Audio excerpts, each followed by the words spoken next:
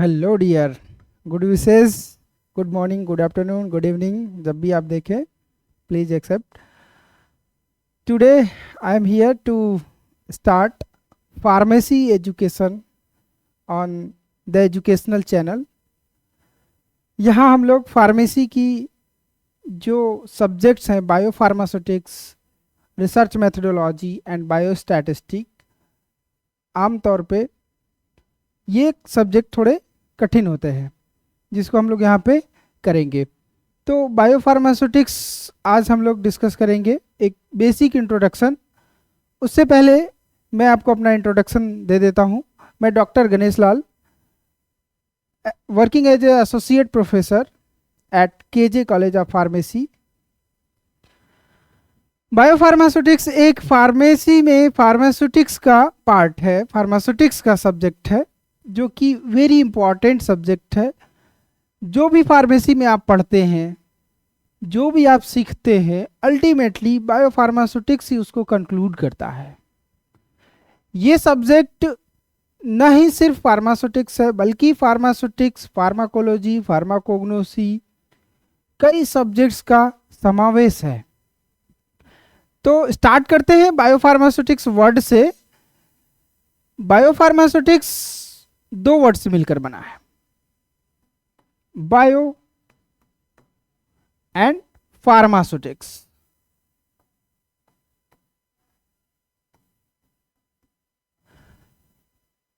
Bio means की body, simple सा, bio means body, living body, जिसको हम बायो कह रहे हैं।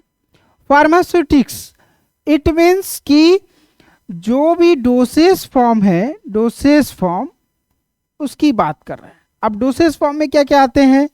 Tablet, capsule, syrup, ointment, cream, etc.. Dosage form कैसे प्रिपेयर होता है, कैसे डोसेज फॉर्म का प्रोडक्ट डेवलप होता है, टैबलेट कैसे डेवलप होता है, कैप्सूल, सिरप, ये सारी चीज़ें तो आप फार्मास्यूटिक्स में पढ़ते ही हैं। इनको बॉडी में कैसे इंजेस्ट करते हैं, अल्टीमेटली हम बना क्यों रहे हैं ये डोसेज फॉर्म? इसलिए बना रहे हैं कि ये बॉडी में हमारे जाएगा और हम इससे एलिमेंट्स और डिजीज में थेरापेटिक बेनिफिट ले सकेंगे, थेरापेटिक इफेक्ट ले सकेंगे। फॉर एग्जांपल, किसी को बुखार है, फीवर है, तो क्या होता है कि वो टैबलेट, कैप्सूल, सिरप, ऑइंटमेंट, कोई भी डोसेज फॉर्म लेता है। अब डोसेज फॉर्म जो लेता है उसका मेन पर्पस क्या होता है? मेन पर्पस ये होता है कि वो बॉडी में कितने देर में पहुंच रही है और पहुंच करके therapeutic effect, therapeutic efficacy show करे, मीन्स कि बेनिफिट दे, कि जो फीवर है या जो बीमारी है उस बीमारी को ठीक कर रहा है कि नहीं, और बिना नुकसान पहुंचाए। Safety is important. तो बायोफार्मास्यूटिक्स के लिए हमने स्टार्टिंग से ही कुछ स्लाइड्स बना रखे हैं। इसमें हम आपको पहले एक यूनिट 1 बायोफार्मास्यूटिक्स का क्या सिलेबस है वो दिखा दे रहे हैं। वैसे तो आपको पता ही है कि unit 1 contain 2 things, one is absorption, one is absorption. एक तो एब्जॉर्प्शन है जो कि डिटेल में पढ़ना है। एब्जॉर्प्शन के बाद एक है डिस्ट्रीब्यूशन, डिस्ट्रीब्यूशन। एब्जॉर्प्शन में 3 चीजें आपको पढ़ना है। नंबर 1 कि क्या है mechanism, mechanism of drug absorption. दूसरा आपको पढ़ना है factor affecting, factor affecting of drug absorption. सभी टॉपिक्स आपस में लिंक्ड हैं, स्टेप बाय स्टेप हैं, इसलिए हमने सिलेबस को एक तरह से कॉन्सेप्ट में दिखाया है। और ये ज़रूरी है कि सिलेबस हमें कॉन्सेप्ट में मिले ताकि सिलेबस हमें याद रहे। और जब सिलेबस आपको याद है, इसका मतलब आप 50% स्टडी सिर्फ सिलेबस से कर सकते हैं।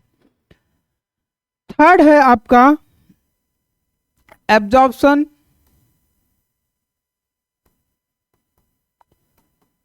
थ्रू नॉन पर oral route and distribution. Distribution consists protein binding, drug distribution, factor affecting drug distribution, factor affecting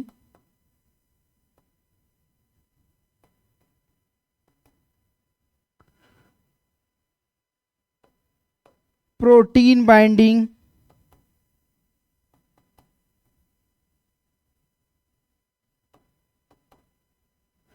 apparent volume of distribution,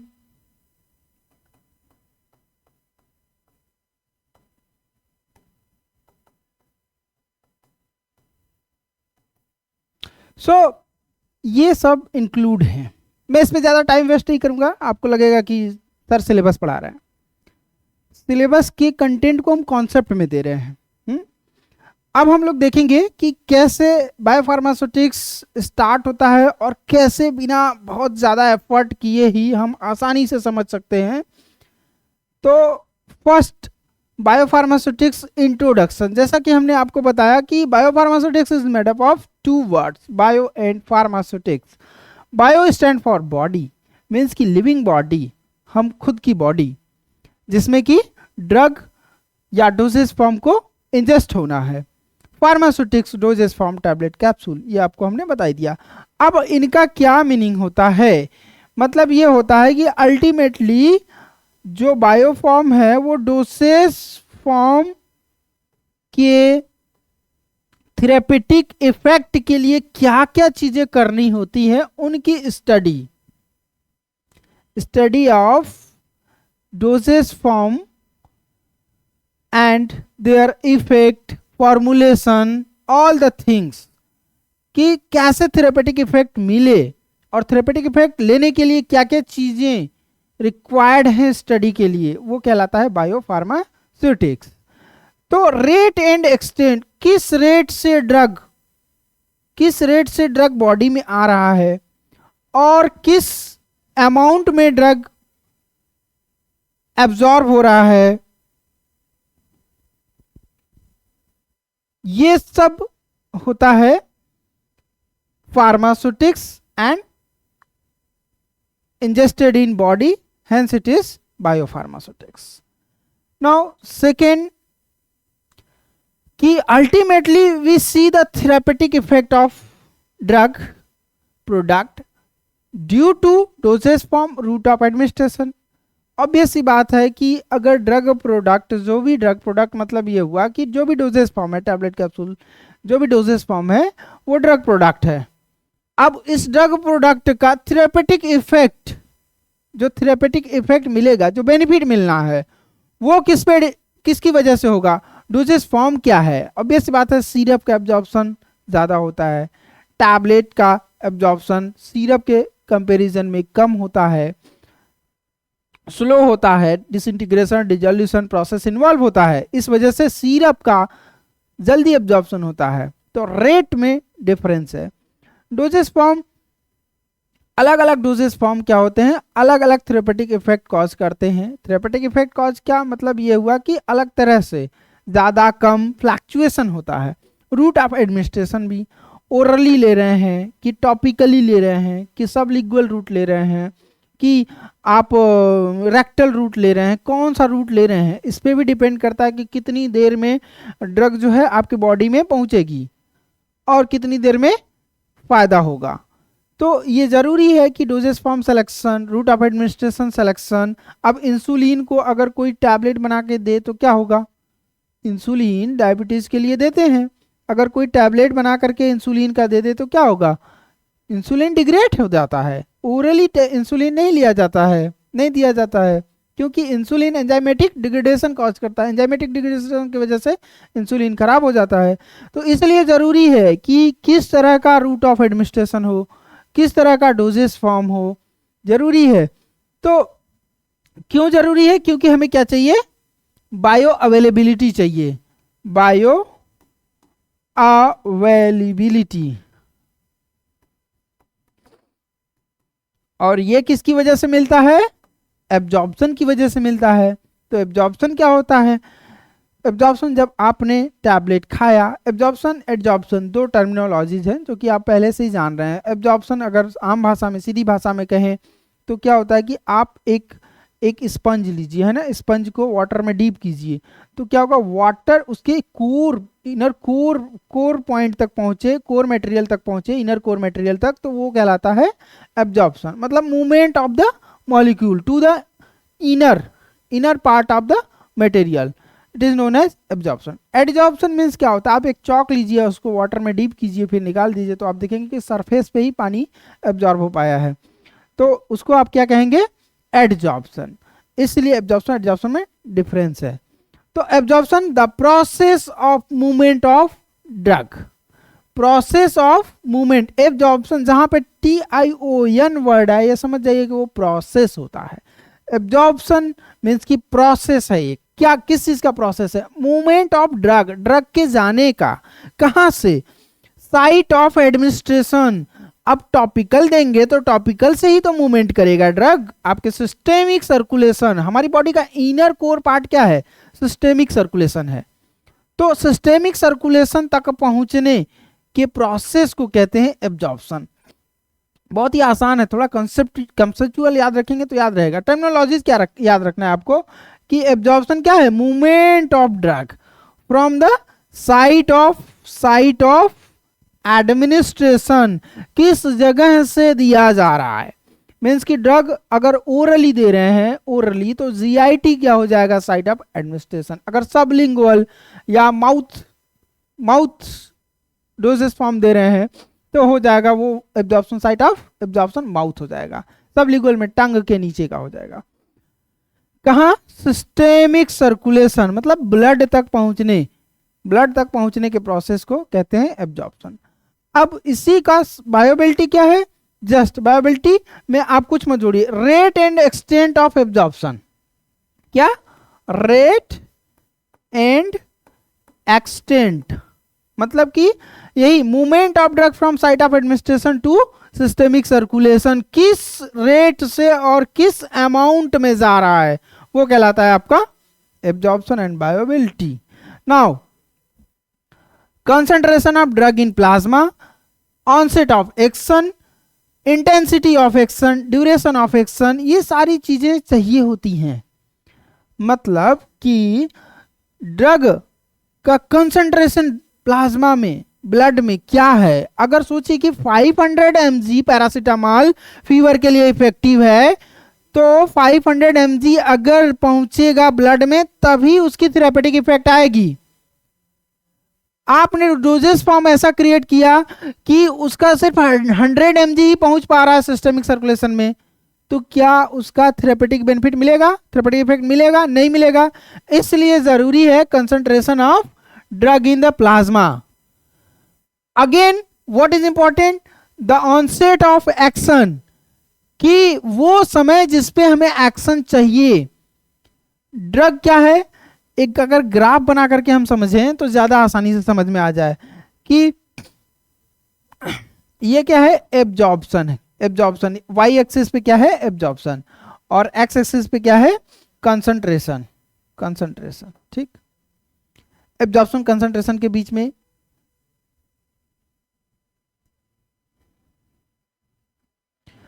time के बीच में करते हैं, क्योंकि ऑनसेट ऑफ एक्शन की बात करते हैं अभी, है ना, ऑनसेट ऑफ एक्शन।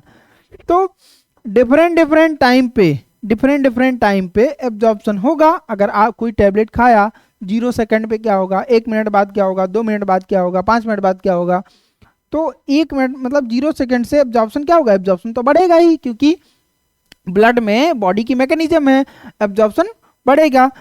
तो अगर सोचिए कि जो अमाउंट है एब्जॉर्प्शन कंसंट्रेशन है ना, एब्जॉर्प्शन मतलब कंसंट्रेशन ऑफ ड्रग, ड्रग का जो कंसंट्रेशन है वो इतने लेवल के बीच में नहीं आया तो थेरेपेटिक बेनिफिट नहीं मिलेगा। तो आपको पता है कर्व कैसा बनता है, पैरास्टामोल ड्रग खाते हैं तो ये मिनिमम इफेक्टिव कंसंट्रेशन है और ये मैक्सिमम सेफ कंसंट्रेशन है। इसके ऊपर कंसंट्रेशन जाता है तो क्या होता है, टॉक्सिक होने लगता है। इसके नीचे रह जाता है तो कोई इफेक्ट नहीं है। कुछ डोजेस फॉर्म ऐसे बन गए कि ब्लड में तो जा रहे हैं लेकिन मिनिमम इफेक्टिव कंसंट्रेशन तक पहुंच ही नहीं पा रहे हैं, मिनिमम इफेक्टिव कंसंट्रेशन तक पहुंच ही नहीं पा रहे हैं, तो उनका क्या मतलब है, कोई मतलब नहीं है, वो बेकार है। जब तक कि इस रेंज में ना आए, minimum effective concentration maximum safe concentration के रेंज में ना आए तब तक उसका कोई बेनिफिट नहीं है ना।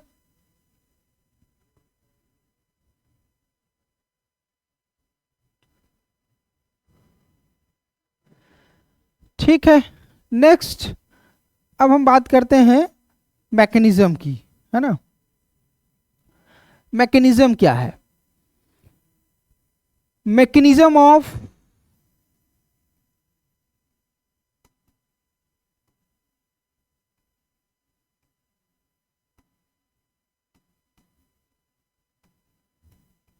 मैकेनिज्म तक ही आज हम देखेंगे जो कि इंपॉर्टेंट है। मैकेनिज्म क्या होता है कि किस रास्ते से, किस तरह से बॉडी में ड्रग एब्जॉर्ब होती है ना। एब्जॉर्ब की डेफिनेशन आप देख ही लिए, किस मैकेनिज्म से, किस रास्ते से, कैसे, किस प्रोसेस से बॉडी में, मतलब कि सिस्टमिक सर्कुलेशन तक ड्रग पहुंचता है।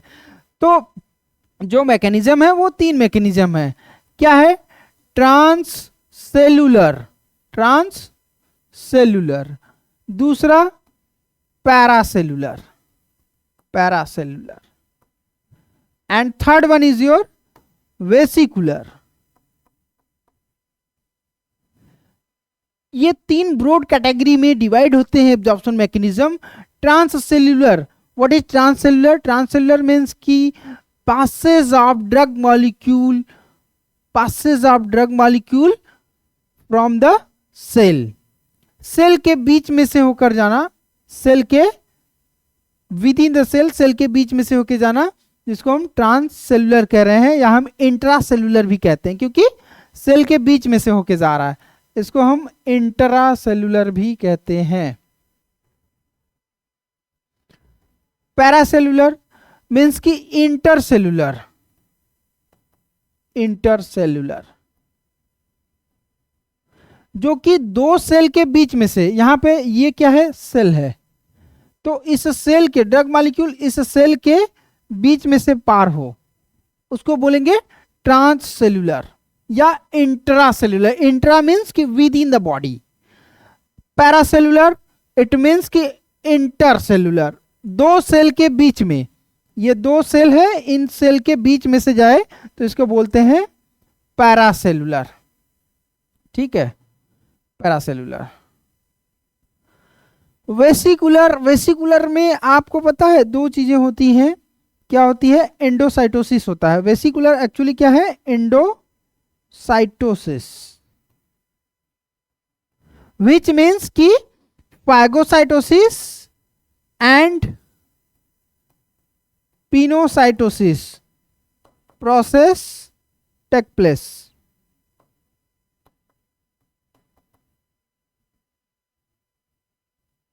फाइगोसाइटोसिस मीन्स की सेल ईटिंग, सेल ईट करता है ना, सॉलिड मटेरियल को ईट कर लेता है। Pinocytosis cell drinking, liquid material को सेल ड्रिंक कर लेता है।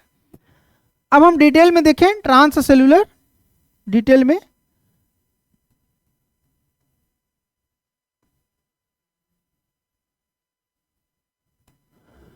ट्रांससेल्युलर कंप्लीटेड इन 3 स्टेप्स, है ना।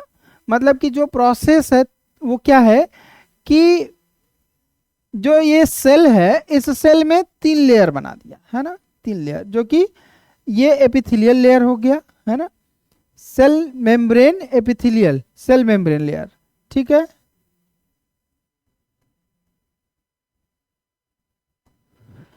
एंड इसको क्या कहेंगे, साइटोसॉल, साइटोसॉल, एंड ये basal,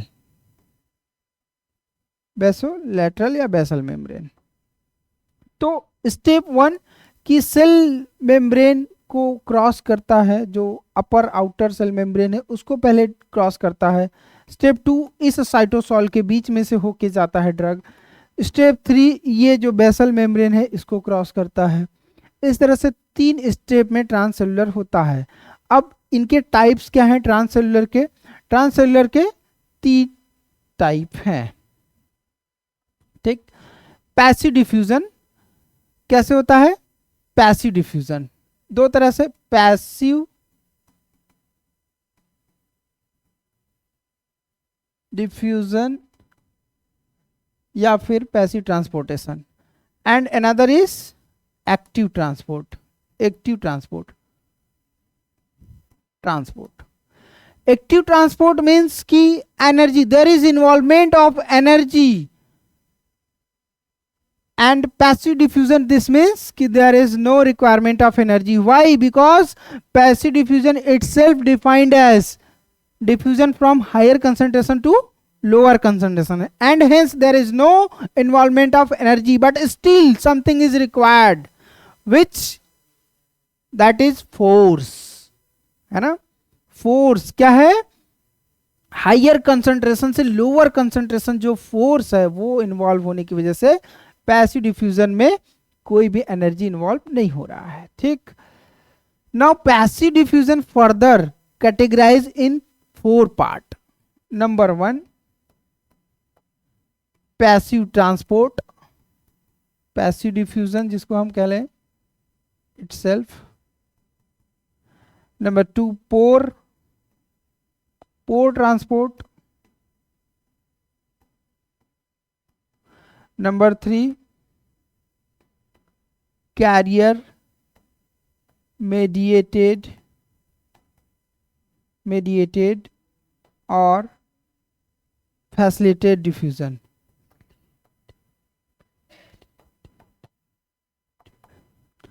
and 4th is ion pair transport. ये 4 कैटेगरी में डिवाइड होते हैं। एक्टिव ट्रांसपोर्ट फर्दर 2 कैटेगरी में होते हैं। Active transport permeation through shedding of cell, 1 is persorption and another is permeation through temporary opening of the epithelial cell। तो हमें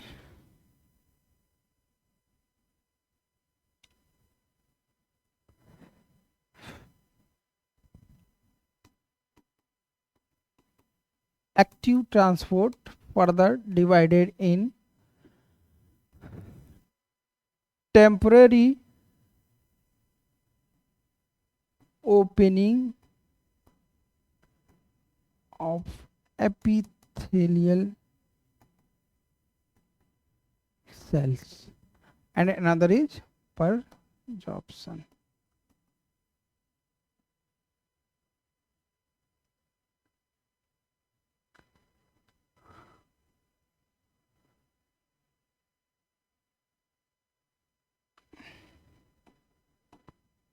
Paracellular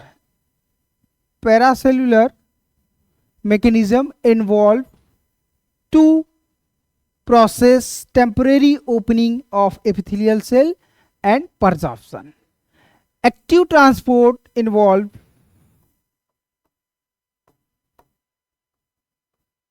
primary active transport and secondary active transport। Secondary active transport further antiport and symport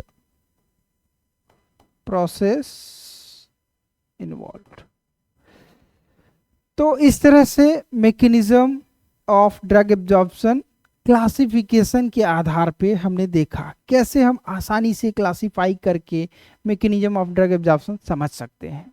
अब इनका process क्या है थोड़ा diagrammatic representation से हम लोग दूसरे क्लास में डिस्कस करेंगे। ठीक, मिलते हैं नेक्स्ट क्लास में। Thank you.